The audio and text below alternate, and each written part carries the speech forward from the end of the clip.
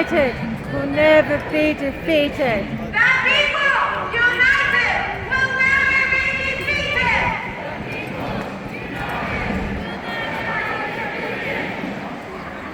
I stand by the movement that are all around the world. With groups very much like myself. People who are giving hope is a time I wasn't able to see anything. The reality that I have to speak about that I need on the podium is really something that I have and that I like to speak about. And it's like the bombing hasn't stopped. So we're very far away from the bombing, but we can feel the earth crying. Indeed, Israel has caused untold suffering that has scored the bottom of humanity. The pain is not just that of Palestinians, but that of all of us. For the past 10 months, we have sat and looked at shredded bodies. And levels of pain that are indescribable to anyone who exists outside of Gaza and generally outside of Palestine. We are here not just because we care about the people of Palestine. We are here because we understand that this is just a symptom of what is a larger ailment of the world that we exist in. And living in Australia has been one of the most surreal experiences. As someone from Palestinian origin, I can see and feel that I stand on stolen land. I can see the aspiration of my settler colonizing power. I can see that they hope to eradicate the plurality, the beauty, the call for resistance and resilience from this world. I can see an ideology that wants to make all of us the same, docile, incapable of thinking of any other world. For the past 10 months, we've all stood, watched the worst of humanity, and we've tried, and I see that all of you have tried, to scream at the top of their voices, free, free! Free, free! Free, free! Palestine! And yet, we haven't been heard. I'm here to tell you about what we have been doing and what has stopped us. As an international lawyer, I've stood from day one to say what is it that we can do. This language is not ours, and we strictly see that. This language was made by our colonizers after the First World War, and yet it speaks to some ambiguous level of justice. We stood in a forum where we were forced to speak the language of our occupiers and to convince them in their own words. What Israel has been doing is shooting itself in the foot. Its violence has reached such a high level that even in that language, I am able to conduct them. We took the case to the International Court of Justice, and they told us, indeed, genocide might very well be happening. We took it to the International Court of Justice, and they said, indeed, the occupation is illegal. Indeed, each and every single Israeli foot on occupied Palestinian land is illegitimate. Yay!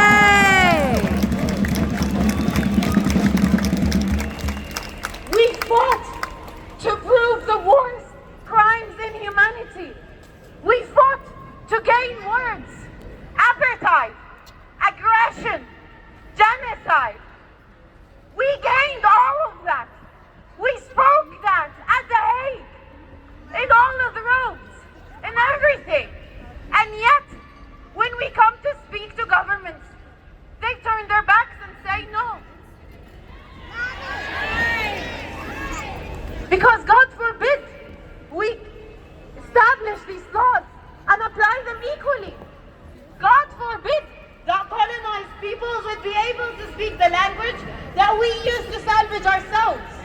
The inhumanity of the Palestinian has been engraved into the way they speak and think, even in the most humanitarian terms. I scream resistance. They respond by humanitarian crisis. No, this is not a humanitarian crisis. This is an act that we need to comprehend as a part of the larger economy of the world.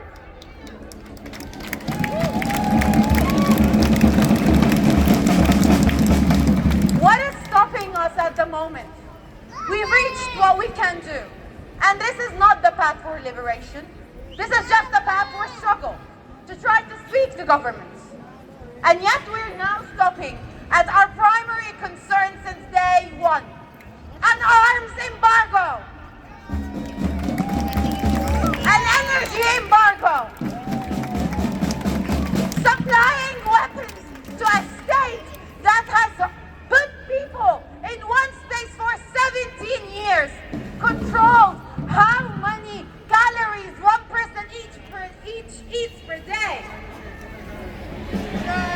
bombed the whole place to rubble. The amount of bombs that has been used in Gaza has superseded any war remembered in human history. These people are now living in famine and illness and a complete state of shock. Yet, as a humanity, we haven't been able to give them 1 day of rest for 10 months. This is very telling. In the past few weeks, all I get called to see is that the US is the biggest bully in the international legal community. That state is not a member, it's a bully. And it's calling upon the NATO and allies, people with complete settler colonial ideologies, to empathize with its call. What we're faced upon is a complex military-industrial complex. People who want to make money out of death and misery. And I kid you not, this is not new. We've seen it with Vietnam, we've seen it with the Iraq War, and we've seen millions upon millions hit the streets, and we still saw war not stopping until it is too late. And it is indeed now too late. A part of us, everyone standing here, is now dead. We've been forced to bear witness to this.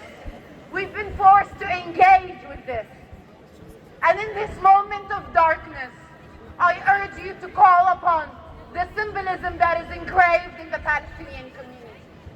A symbolism that calls, "Ikfinu amwatakum wanhadu."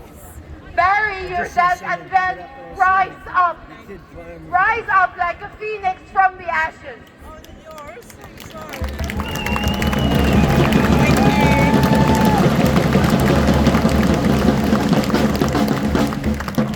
In our death, we are marking new spaces of resilience.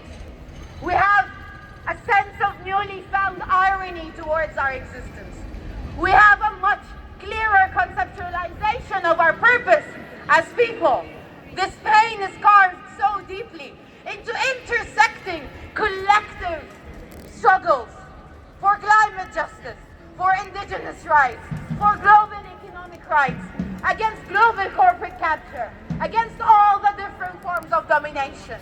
We now have re-established spaces where we can look each other in the eye and speak the language of non-domination. They think they won, but in reality we've won.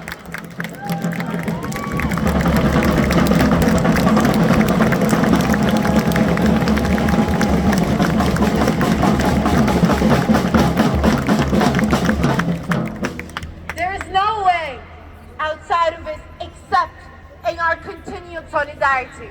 Yes, our lives have been damaged. Yes, we were not able to go on. Yes, a lot of us are incredibly depressed by bearing witness to this. But yet, we will find new sources of strength. We will continue on. Struggle never looks easy, and our enemy is much bigger than what we think it is. Our enemy is even entrenched in the way people look at the world, in the fact that people still live on with their lives. 1 hour away from Gaza, people still live on with their lives as if nothing is happening. The only way forward is for the people of Gaza to gain accountability and reparations and their freedom. There's no other way. No other way for our humanity to start regaining, for our agency to start. This is just the start of what promises to be a much longer struggle. As a person who's been engaging in Geneva, I tell you, the worst is yet to come. And it is like a dying monarch, a dying monster that will seek to take as many people around it as possible.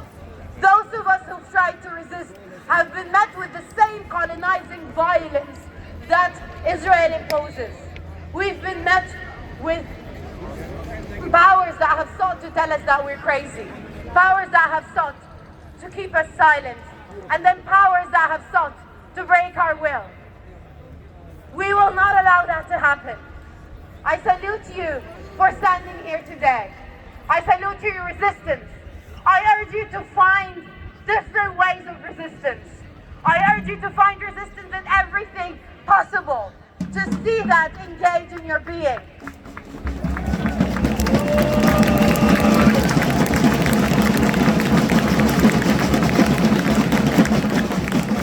It's a historic moment that we will tell our grandchildren about. And we need to tell them that we did the right thing. There's a poem by Al-Abnudi who said that even in times of despair, أهوالينا شرف المحاولة. We have the honor of trying, no matter how much injustice tries to darken our days. Reach out to your MPs, boycott, speak in the loudest way possible. Because as Palestinians say, even if our voices died out, your lungs can still scream with the hardest voice, free, free! Free, free! Free, free! From the river to the sea! From the river to the sea! The people united! The people united! The people united! Strength and solidarity to all of you.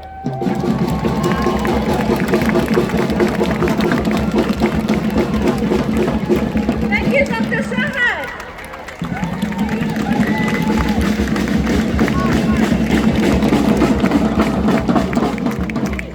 Now, inspired by Dr. Shahad's speech, I want to try a new